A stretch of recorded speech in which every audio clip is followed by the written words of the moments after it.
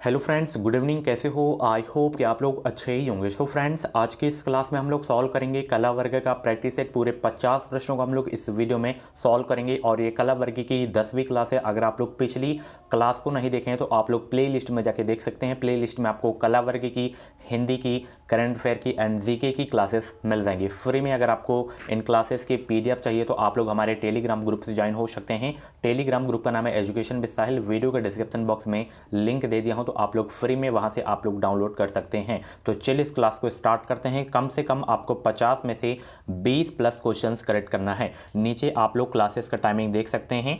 यहाँ पे 9:30 बजे हिंदी लैंग्वेज की क्लास होती है, 1:45 पे GK plus current affair and 5:45 पे रीजनिंग एंड सब्जेक्ट एबिलिटी की क्लास होती है।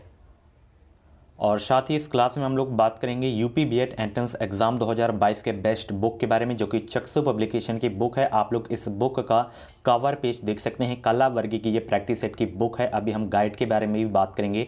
इसमें आपको चारों सब्जेक्ट के क्वेश्चन देखने को मिलेंगे और 3900 से ज़्यादा आपको ऑब्जेक्टिव क्वेश्चन देखने को मिलेंगे। 5 सॉल पेपर 2017 से 2021 तक के, इसके अलावा 15 प्रैक्टिस सेट अलग से आपको देखने को मिलेंगे। यह पुस्तक हर हाल में अन्य पुस्तकों से श्रेष्ठ है, न्यू पैटर्न पर आधारित है। ये पुस्तक यहाँ पे आप लोग देख सकते हैं, एसआर पब्लिकेशन देखने को मिलेगा। ये इसकी विषय सूची है, यहाँ पे देख सकते हैं। और यहाँ पे देखिए 2021 का पेपर लगाया गया है। सबसे खास बात इस बुक की ये है कि जब इसमें आप लोग सोल्यूशन देखेंगे तो हर क्वेश्चंस का आपको जो है सोल्यूशन देखने को मिलेगा। मैं आपको नीचे दिखाने का प्रयास करता हूँ। यहाँ पे देख लीजिए आप लोग। यहाँ पे देखिए हर एक क्वेश्चंस का सलूशन दिया गया, चाहे वो जीके का हो, हिंदी का हो, रीजनिंग का हो, कला वर्ग का हो, तो हर क्वेश्चंस का सलूशन इसमें दिया गया है। तो बहुत ही अच्छी बुक है। ये बुक आपको हर मार्केट पे आसानी से मिल जाएगी। ऑनलाइन भी इसे आप लोग ले सकते हैं। वीडियो के डिस्क्रिप्शन बॉक्स में लिंक दे दिया हूँ। और साथ ही इनकी जो है बीएड एंट्रेंस एग्जाम के लिए गाइड भी आती है। यहाँ पे इसमें आपको 2700 से ज़्यादा ऑब्जेक्टिव क्वेश्चंस और 5 सॉल्व पेपर इसमें भी आपको देखने को मिलेंगे। नवीनतम पाठ्यक्रम एवं परीक्षा पद्धति पर आधारित है यह पुस्तक। बहुत ही अच्छी बुक है। वीडियो के डिस्क्रिप्शन बॉक्स में लिंक दे दिया हूँ, परचेज कर सकते हैं। आज की क्लास का सबसे पहला क्वेश्चन आ गया है आपके स्क्रीन पे। Very very most important question है। पहला क्वेश्चन का जवाब देंगे सभी लोग कि स्वेज नहर निम्न में से किसे जोड़ती है। स्वेज नहर निम्न में से किसे जोड़ती है? बहुत ही इंपॉर्टेंट क्वेश्चन आपके एग्जाम के लिए। स्वेज नहर निम्न में से किसे जोड़ती है? तो स्वेज नहर जो है लाल सागर तथा भूमध्य सागर को जोड़ती है। ऑप्शन इसका जो है बी वाला बिल्कुल करेक्ट हो जाएगा। चलिए, आईने अकबरी की रचना जो है किसने की? आज की इस प्रैक्टिस सेट में मैंने जितने भी क्वेश्चंस लिए हैं सारे सिलेक्टेड क्वेश्चंस लिए हैं, इंपॉर्टेंट क्वेश्चंस लिए हैं, प्रीवियस ईयर के क्वेश्चंस लिए हैं जो एग्जाम में बार बार रिपीट होते हैं। तो आईने अकबरी के लेखक कौन हैं? तो इसके जो लेखक हैं कौन हैं, सभी लोग जवाब देने का प्रयास करेंगे। अबुल फजल, इसके लेखक कौन है? अबुल फजल। ध्यान रखिएगा, बहुत इंपॉर्टेंट क्वेश्चन है, इन दोनों को जरूर नोट करिएगा। भारत छोड़ो आंदोलन किस शहर से शुरू हुआ था? भारत छोड़ो आंदोलन किस शहर से शुरू हुआ था? 1942 में शुरू हुआ था। किस शहर से शुरू हुआ था? ये शुरू हुआ था मुंबई से। ऑप्शन इसका जो है ए वाला बिल्कुल करेक्ट हो जाएगा। चलिए अगला प्रश्न देखते हैं। अगला प्रश्न यहाँ पे देखिए कि लाल बाल पाल में बाल कौन थे? लाल बाल पाल में बाल कौन थे ये आपको बताना है। तो वो थे बाल गंगाधर तिलक। ऑप्शन इसका जो है सी वाला बिल्कुल करेक्ट है जगह। अगला प्रश्न यहाँ पे देखिए, पार्किंसन रोग निम्न में से कौन सा अंग प्रभावित करता है? Very very most important question है आपके एग्जाम के लिए। सभी लोग जवाब देने का प्रयास करेंगे। इस चैनल के माध्यम से आपको निश्चित ही मदद मिलेगी। जो भी बीएड की अपडेट रहेगी वो अपडेट आपको इसी चैनल के माध्यम से देखने को सबसे पहले देखने को मिलेगी।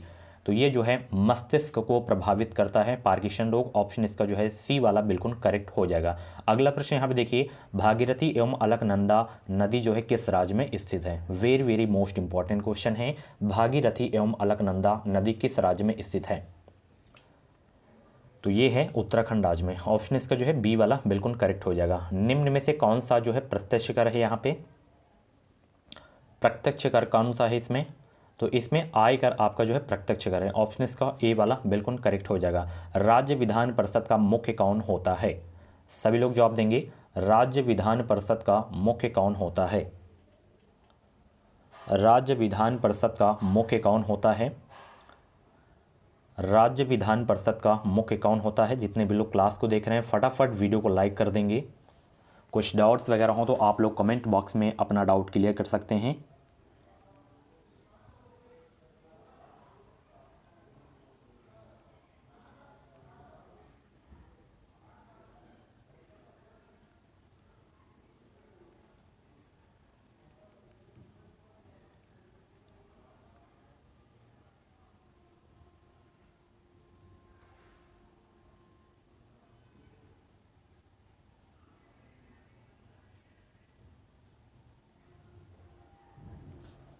तो इसके मुख्य होते हैं सभापति। ऑप्शन इसका बी वाला बिल्कुल करेक्ट हो जाएगा। रेल किसके शासनकाल में चलाई गई थी?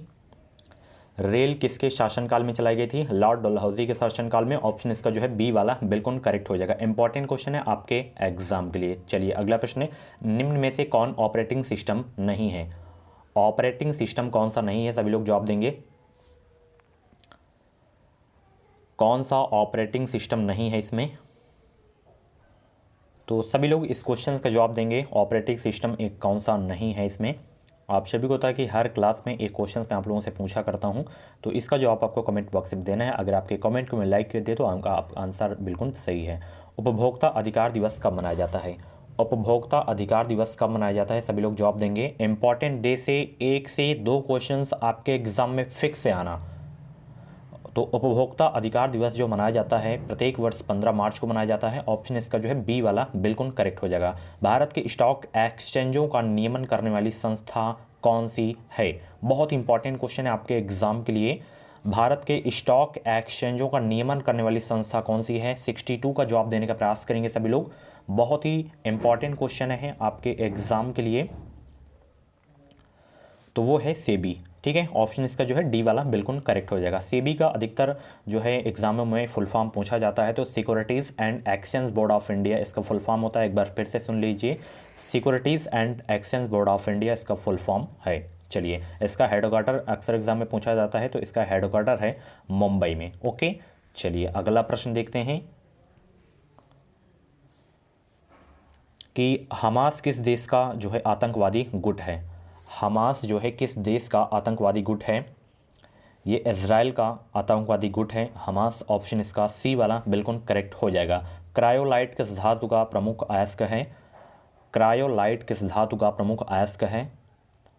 क्रायोलाइट किस धातु का प्रमुख अयस्क है? ये है एल्युमिनियम का। ऑप्शन इसका बी वाला बिल्कुल करेक्ट हो जाएगा। चलिए अगला प्रश्न, अल्पसंख्यकों के लिए राष्ट्रीय आयोग किस वर्ष में बनाया गया था? बहुत इंपॉर्टेंट क्वेश्चन है।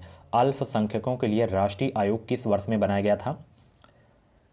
तो ये बनाया गया था 1992 में। ऑप्शन इसका जो है बी वाला बिल्कुल करेक्ट हो जाएगा। चलिए, सरकार की निम्न प्रणालियों में से किसमें द्विसदन पद्धति एक अनिवार्य लक्षण है? संघीय प्रणाली, संसदीय प्रणाली, एकात्मक प्रणाली, राष्ट्रपति प्रणाली।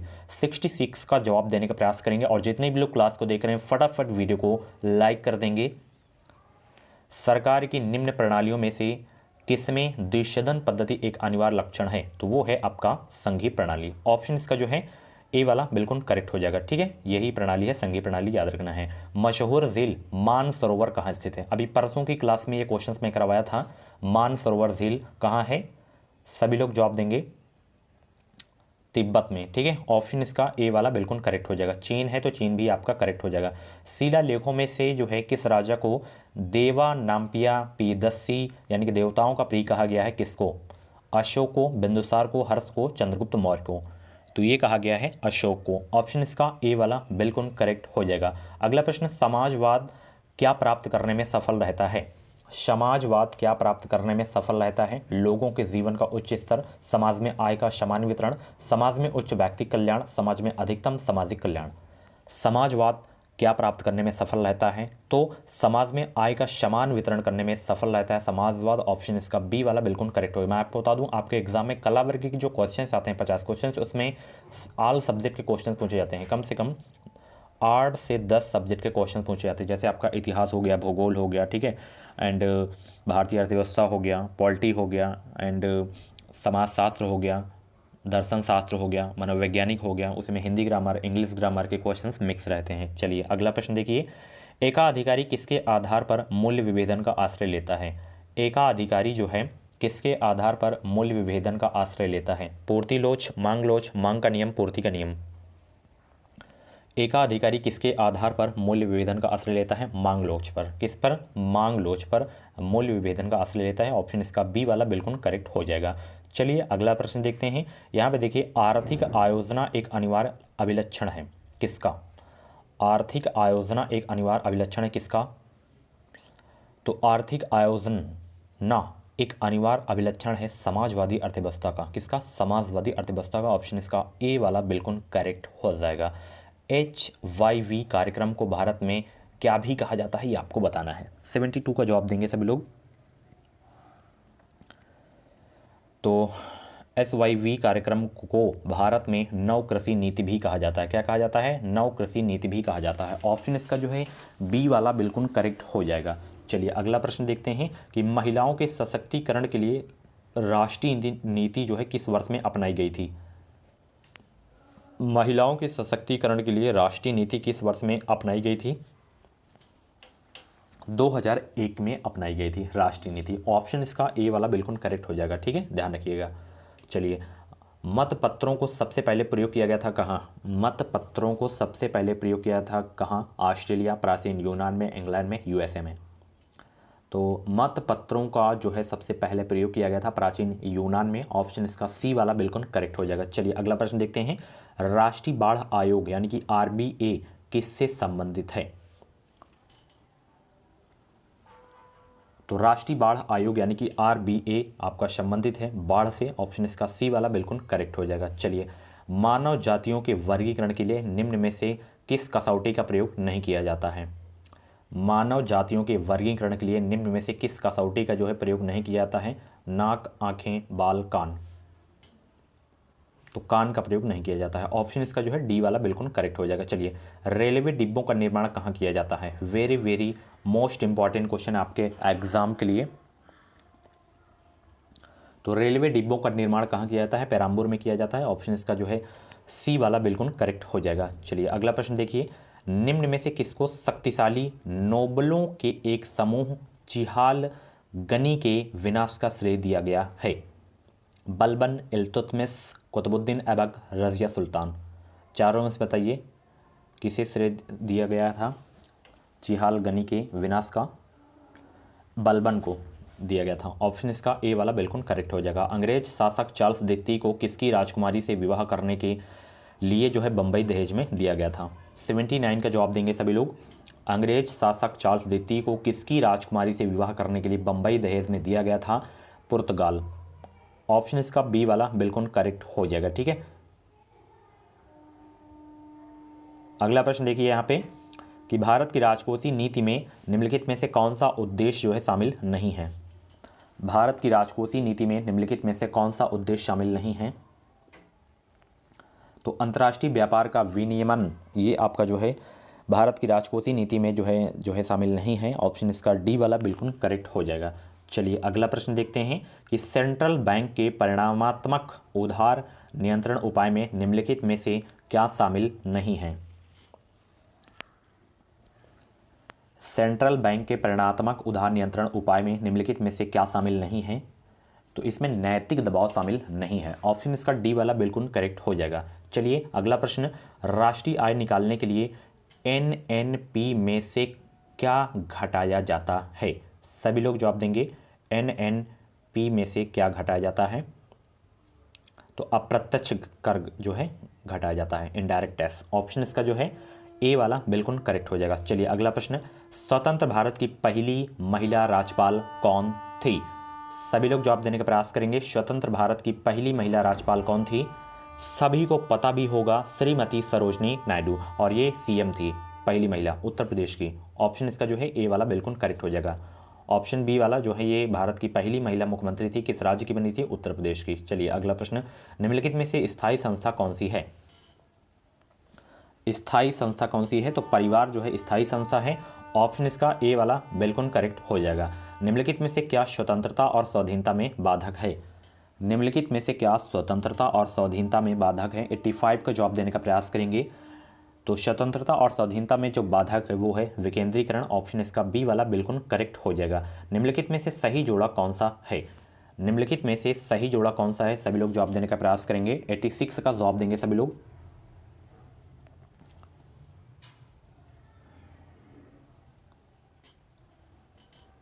निम्नलिखित में से सही जोड़ा कौन सा है? तो यहाँ पे बैरम खान अकबर वाला जो है आपका सही है। ऑप्शन इसका जो है सी वाला बिल्कुल करेक्ट हो जाएगा, क्योंकि ये जो है अकबर का संरक्षक था, ये आपको याद रखना है। बाल गंगाधर तिलक किसे अपना राजनीतिक गुरु कहते थे? बाल गंगाधर तिलक जो है किसे अपना राजनीतिक गुरु कहते थे? तो स्वामी विवेकानंद को जो है अपना राजनीतिक गुरु कहते थे बाल गंगाधर तिलक। ऑप्शन इसका जो है ए वाला बिल्कुल करेक्ट हो जाएगा। अगर महात्मा गांधी के राजनीतिक गुरु का नाम पूछे तो गोपाल कृष्ण गोखले आपको याद रखना है। इसका राइट आंसर पता हो गया, स्वामी विवेकानंद। ठीक है, किस बाजार संरचना में बाजार के मांग वक्र का प्रतिनिधित्व फर्म के मांग वक्र द्वारा होता है? किस बाजार संरचना में बाजार के मांग वक्र का प्रतिनिधित्व फर्म के मांग वक्र द्वारा होता है? तो वो होता है अल्पाधिकार में। ऑप्शन इसका बी वाला बिल्कुल करेक्ट हो जाएगा। चलिए, मिली जुली खेती में से क्या तात्पर्य है? सभी लोग जवाब देने का प्रयास करेंगे। मिली जुली खेती से क्या तात्पर्य है? तो मिली जुली खेती से जो तात्पर्य है पशुपालन और कृषि करना। ऑप्शन इसका डी वाला बिल्कुल करेक्ट हो जाएगा।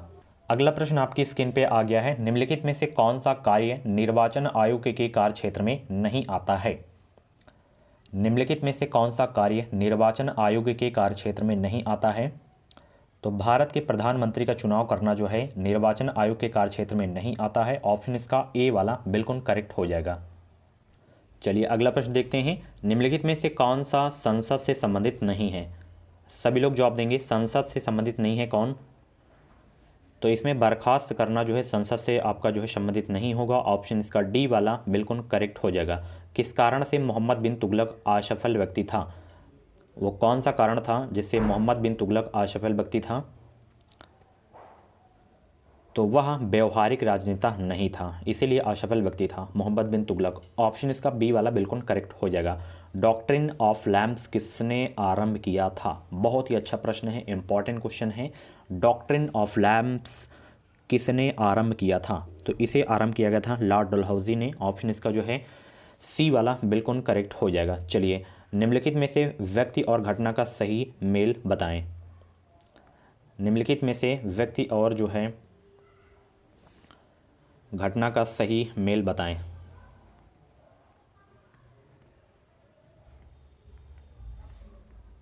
तो इसमें केवल सुल्तान महमूद और सोमनाथ की लूट किए थे, तो ऑप्शन यही वाला सी वाला ही सही है केवल। अगला प्रश्न देखिए यहाँ पे, किस मुगल सम्राट ने सर्वप्रथम मराठों को उमरा वर्ग में सम्मिलित किया था? औरंगजेब ने, या जहांगीर ने, या शाहजहां ने, या बहादुर शाह प्रथम ने? किस मुगल सम्राट ने सर्वप्रथम मराठों को उमरा वर्ग में सम्मिलित किया था? औरंगजेब ने। ठीक है, यही ऐसा मुगल सम्राट था जिसने जो है सर्वप्रथम मराठों को उमरा वर्ग में सम्मिलित किया था। ऑप्शन इसका ए वाला बिल्कुल करेक्ट हो जाएगा। आयकर कौन लगाता है? आयकर कौन लगाता है? तो आयकर लगाता है केंद्र सरकार। ऑप्शन इसका जो है बी वाला बिल्कुल करेक्ट हो जाएगा। चलिए, विश्व की सबसे पुरानी संसद किस देश में है?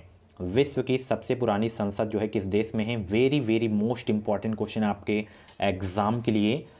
सभी लोग जवाब देंगे। विश्व की सबसे पुरानी संसद किस देश में है? Britain, France, Iceland, Bharat?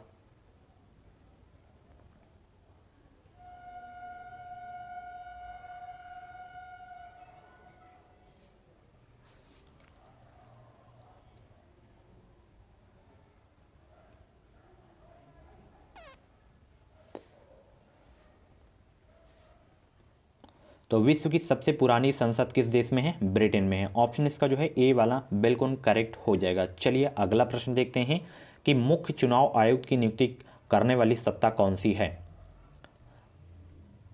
सभी लोग जवाब देंगे। मुख्य चुनाव आयुक्त की नियुक्ति करने वाली सत्ता कौन सी है? तो वो है राष्ट्रपति। ऑप्शन इसका बी वाला बिल्कुल करेक्ट हो जाएगा। चलिए, अंग्रेज़ों के खिलाफ भारत छोड़ो आंदोलन महात्मा गांधी ने कब चलाया था? अभी मैंने आपको स्टार्टिंग बताया 1942 में। कहाँ से? मुंबई से। तृतीय पानीपत युद्ध में मराठों ने किसे पराजित किया था? 1761 में ये पानीपत का तृतीय युद्ध हुआ था। 1526 में प्रथम हुआ था बाबर और इब्राहिम लोदी के बीच में। अकबर और हेमू के बीच में द्वितीय युद्ध हुआ था पानीपत का 1556 में। ठीक है, 1761 में मराठों ने जो पराजित किया था अफगान शासकों को। ठीक है, ऑप्शन बी वाला बिल्कुल करेक्ट हो जाएगा। शो फ्रेंड्स, ये थी आज की कला वर्ग की क्लास। ऐसी ही क्लासेस देखने के लिए आप लोग हमारे चैनल से जुड़े रहें। चैनल को सब्सक्राइब करके बेल आइकन को ऑल पे प्रेस कर लीजिएगा। इस चैनल के माध्यम से आपको बीएड की अपडेट्स मिलती रहेंगी। जो भी अपडेट रहेंगी ऑनलाइन फॉर्म से लेकर क्लासेस की जो भी अपडेट रहती हैं वो आपको मिलती रहेंगी। और कुछ डाउट्स वगैरह हो तो आप लोग कमेंट बॉक्स में अपना डाउट क्लियर कर सकते हैं। मिलते हैं अगली क्लास में। Thank you.